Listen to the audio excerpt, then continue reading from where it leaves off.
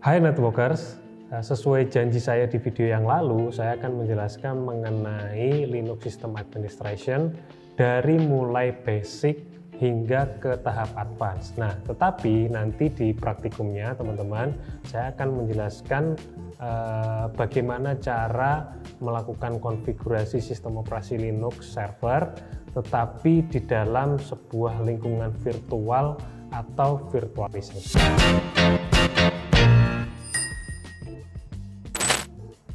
Oke, jadi teman-teman semua, biasanya kalau kita mau menjalankan sebuah layanan server ya, kita membutuhkan satu buah node fisik server, kemudian kita install sistem operasi, kemudian sistem operasi tersebut kita konfigurasi untuk menjalankan aplikasi, kemudian baru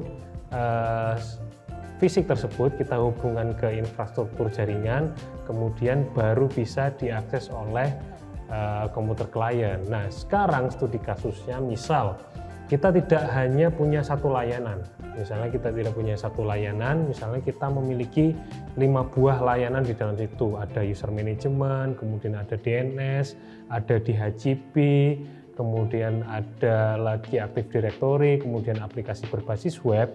Nah, kalau kita masih menggunakan arsitektur tradisional, artinya kita membutuhkan 5 buah node fisik untuk 5 buah layanan tersebut. Belum lagi kalau nanti masing-masing layanan itu memerlukan satu backup. Nah, artinya di setiap layanan itu kalau memiliki satu backup berarti kita memerlukan sebuah node fisik, 10 buah node fisik server. Nah, dari hal itu, misalnya kalau kita menggunakan skema yang tradisional seperti itu, tentunya akan lebih banyak biaya yang dibutuhkan, akan lebih banyak device yang perlu kita maintenance, dan tentunya juga daya atau resource yang diperlukan itu juga semakin tinggi. Nah, dari masalah itu, maka muncullah sebuah solusi atau skema yang disebut dengan virtualization, atau mungkin teman-teman akrab dengan istilahnya hypervisor.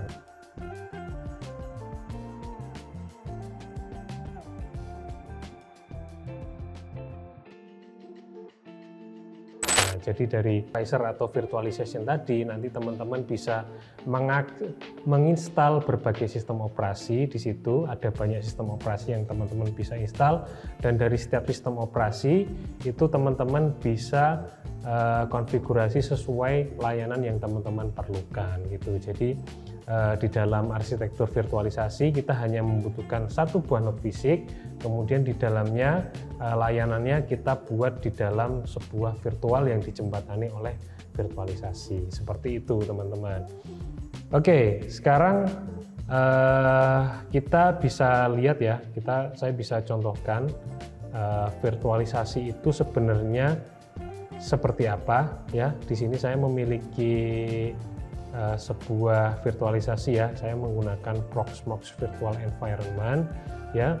Di sini saya sudah menginstal Proxmox Virtual Environment, kemudian di dalamnya saya menginstal banyak sistem operasi di sini ya.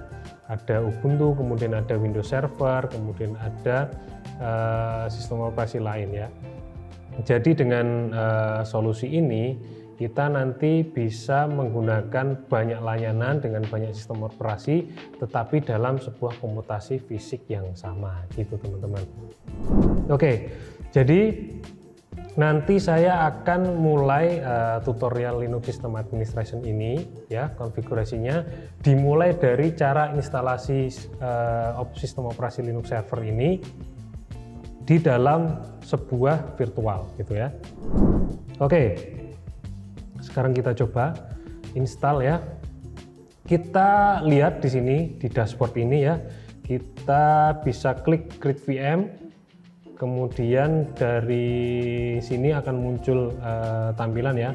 Ini kita bisa pilih node mana yang akan kita install. Nanti kita bisa gunakan banyak node ya. Di sini misalkan ada 3 buah server, kita bisa centralize di sini. Kemudian nanti dari sini kita bisa pilih sistem operasi mana yang di node mana, yang sistem operasi apa yang akan kita install di node mana gitu. Nah, di sini ada VM ID ya, kita bisa menuliskan ID, kita tandai ID berapa, kemudian kita berikan nama misalnya Ubuntu srv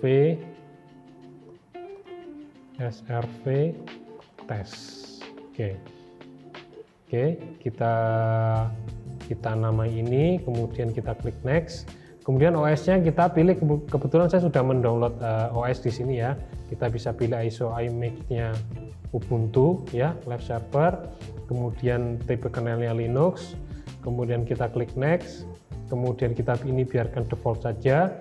Kemudian disknya kita coba perlebar size-nya dari defaultnya 32 kita buat 50. Kemudian next, CPU-nya kita buat 8 core.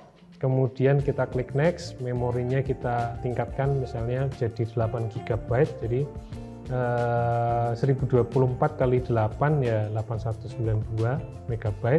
Kemudian kita klik next, kemudian networknya kita buat default saja, kemudian kita confirm, kita periksa ulang apa saja yang sudah kita masukkan ya, spesifikasinya apakah sudah benar dari CPU-nya, kemudian ada node mana yang kita install, kemudian namanya apa, kita bisa cek di sini di laman konfirmasi ini. Kemudian langsung kita centang sini saja, start after created. Jadi setelah nanti kita finish, ya nanti dia akan otomatis virtual mesinnya di start.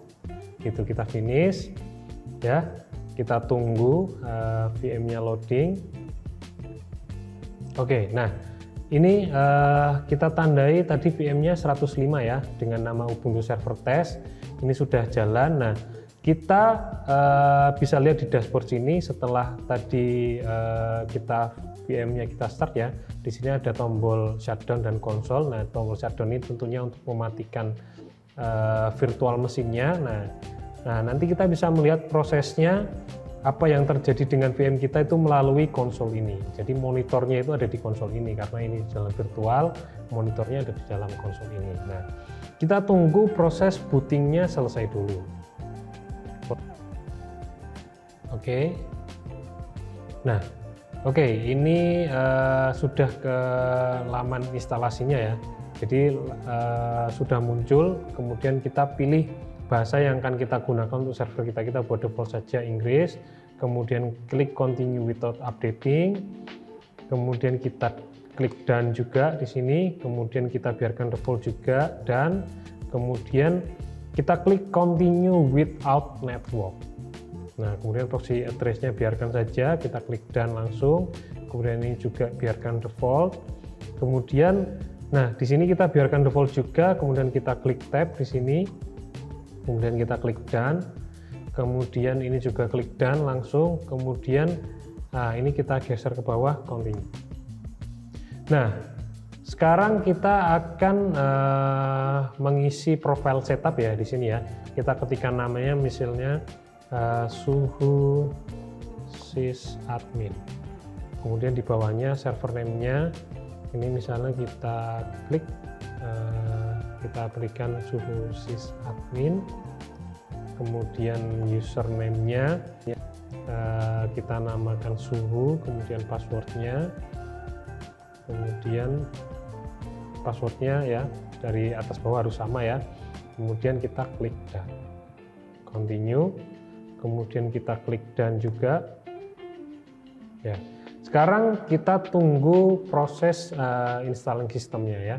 Jadi sistem operasi Ubuntu Server ini defaultnya hanya CLI ya, jadi tidak ada tampilan GUI-nya atau Graphical User Interface-nya.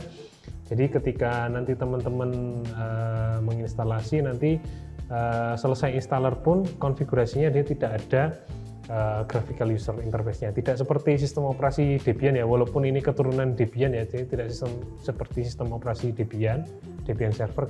Ketika kita install, ada opsi untuk GUI atau opsi hanya CLI. Nah, tetapi untuk Ubuntu Server ini dia hanya terdapat CLI saja atau command line interface gitu. Nah, ini sudah selesai instalasinya. Sekarang kita klik reboot now. Nah, kita tunggu reboot. Nah, di sini ada keterangan please remove the installation medium then press enter. Nah, jadi karena tadi kita memasukkan virtual disk di sini ya, kita memasukkan virtual disk, kita harus remove dulu disknya supaya nanti dia tidak booting ke awal instalasi lagi gitu.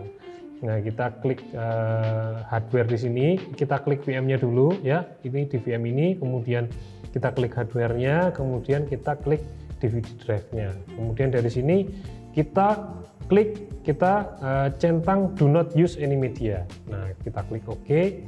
Kemudian kita kembali ke konsolnya lagi tadi. Kemudian kita klik enter. Nah, maka dia akan otomatis booting. Nah, dia akan booting ke hasil instalasi kita tadi. Akan booting ke virtual disk. Oke, nah sudah muncul ke halaman loginnya ya. Di sini di SSD virtual mesin yang kita install Ubuntu server ini sudah otomatis menginstal SSH ya. Jadi ketika nanti kita mau lakukan remote menggunakan SSH ini sudah bisa ya. Kita klik enter. Di sini sudah muncul halaman loginnya. Kita klik, kita masukkan username ya yang kita masukkan tadi saat instalasi. Kita kasih username tadi suhu, kemudian kita enter, kemudian passwordnya kita masukkan.